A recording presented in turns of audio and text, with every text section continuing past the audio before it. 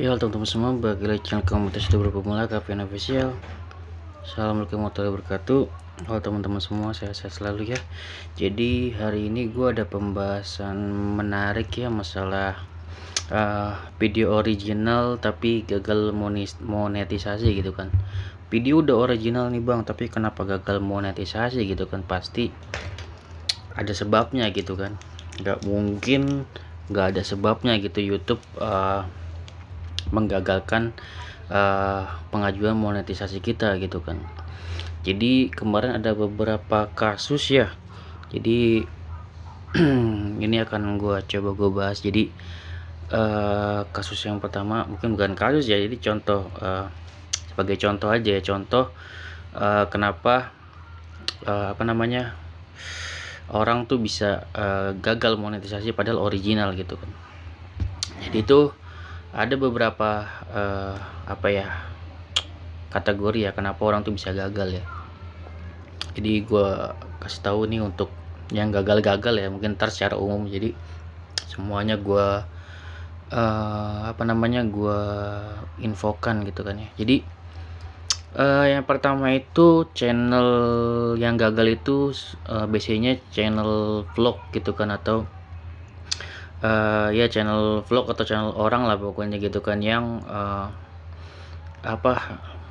membuat dengan kameranya sendiri gitu padahal ya, tapi kok bisa bang gitu, kena digagal monetnya. Udah 1000 subscriber, 4000 jam tayang gitu kan, udah bikin capek-capek video gitu kan, terus alasannya kenapa bang gitu kan. Ada gitu orang ngevlog tapi gagal monetis gitu, alasannya adalah kemarin ada pembahasan sebenarnya dari Bang Agusto ya, temannya menghubungi dia di kontennya gitu kan. Ternyata memang ya gue lihat memang wajar gagal gitu kan.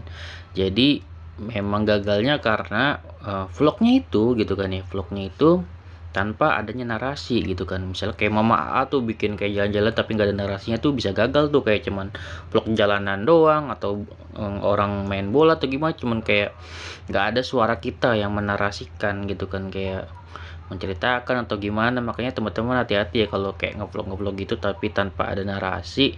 Mendingan pakai narasi lah gitu kan, udah mulai dari sekarang, atau dubbing lah bahasanya kayak gitu. Jadi mulai sekarang itu harus diperhatikan ya, yang namanya narasi itu penting, suara kita ini penting. Jadi memang kategori YouTube cuman 2, kalau nggak ada wajah kita minimal ada suara kita. Jadi hati-hati banget buat konten-konten yang suara kita nggak ada atau diri kita nggak ada. Kan kita kan biasanya malu ya di kamera atau gimana-gimana, minimal gitu, minimal ada suara kita nih, suara kita unik, karena suara kita ya kita doang yang punya gitu. Jadi bener-bener video itu juga video kita dan suara-suara kita itu udah cukup.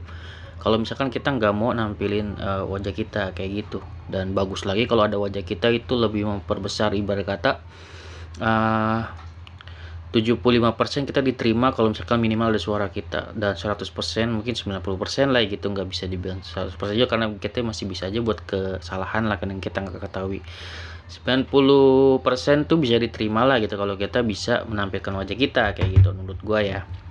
Terus apalagi bang yang gagal gitu, biasanya tuh video short ya teman-teman. Jadi video short itu biasanya mungkin ada musik-musik yang kena hak cipta atau gimana, mungkin diupload aman, tapi pas di pengajuan monetis itu ternyata gagal gitu, karena musik di short itu harus bahaya banget itu ya.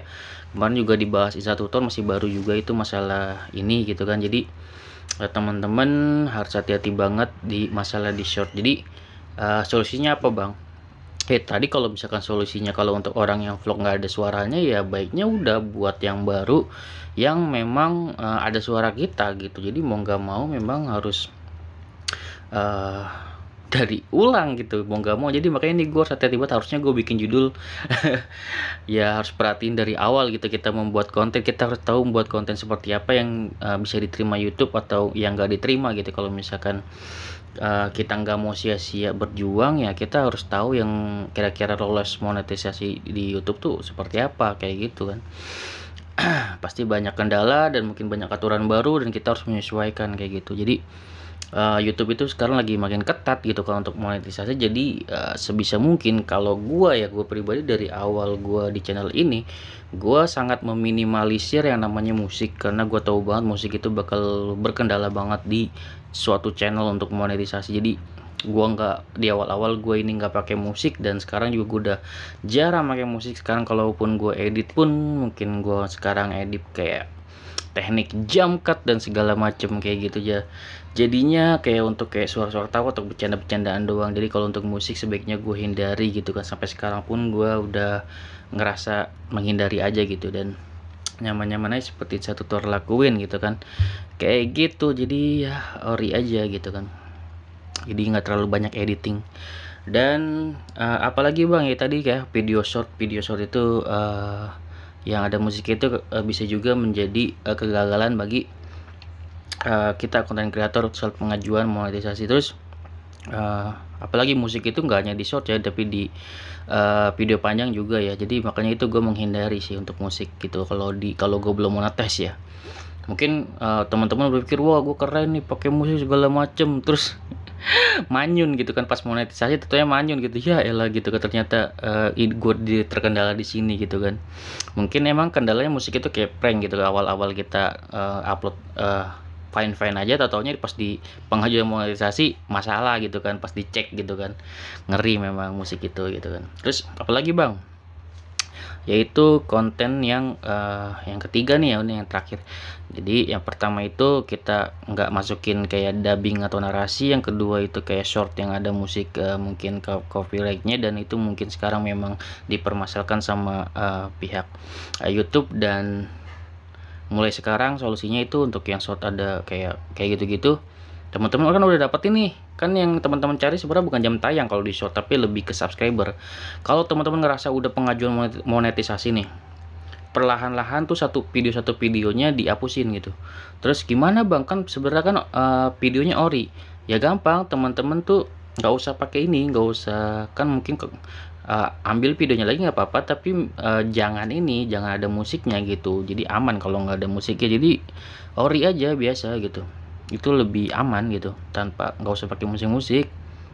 Terus apalagi bang, konten yang nyomot di TikTok gitu. Jadi sekarang tuh untuk yang konten-konten kita itu udah sangat riskan menjadi reupload gitu ya.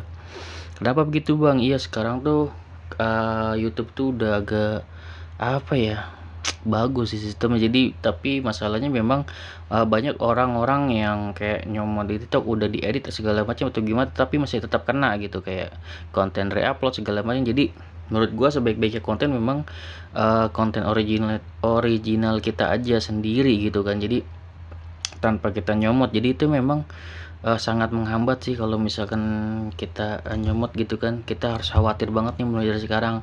Jadi teman-teman bisa perhatiin channel teman-teman sendiri, ada nggak channel yang nyomot, baiknya hapus. Kalau misalnya belum monetize, ada nggak channel musik yang sekiranya bisa menggagalkan monetize, baiknya hapus video itu, hilangkan musiknya, boleh upload kembali.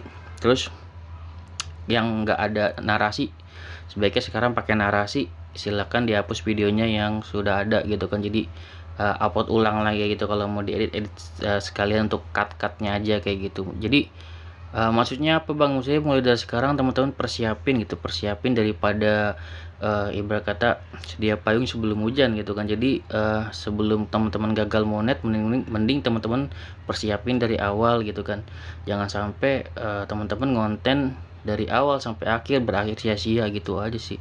Jadi mungkin yang gue bilang ini adalah cuman sekian persyaratan atau gimana yang mungkin bisa menggagalkan YouTube. Mungkin nanti bisa banyak lagi ada aturan baru gitu kan. Di sini sedihnya adalah kalau teman-teman udah gagal monet gitu kan, kemudian teman-teman tuh masalahnya di waktu juga. Jadi ntar teman-teman tuh harus 30 hari lagi baru bisa ngajuin lagi gitu di aturan baru nih ya. Kalau gagal lagi bang, kalau gagal 90 hari atau 3 bulan teman-teman baru bisa ngajuin lagi. Jadi ya bukan lebih parah juga. Jadi sini kalau menurut gue di sini kalau diambil sisi baiknya, bahwasanya YouTube itu benar-benar ingin kita itu benar-benar buat konten originalitas kita, walaupun itu video sederhana, daripada teman-teman buat video viral bagus tapi boleh nyomot gitu kan, atau menggunakan musik gitu kan yang copyright gitu kan, terus membuat konten-konten yang mungkin tidak disetujui YouTube karena nggak ada persyaratan yang di mau YouTube, yaitu minimal ada suara kita gitu kan. Kalau nggak ada kitanya gitu kan, jadi kayak gitu. Jadi kita harus tahu apa yang YouTube mau gitu aja. Segitu ya video dari gua, ini cuman sebagai mengingatkan, tapi menurut gue ini penting banget buat teman-teman, daripada teman-teman gagal udah setelah akhir dapat 1000 subscriber, 4000 jam tayang. Mending koreksinya dari sekarang, dari teman-teman yang kontennya mungkin belum terlalu banyak. Oke, segitu video dari gue, semoga bermanfaat. Wassalamualaikum warahmatullahi wabarakatuh. See you next video teman-teman.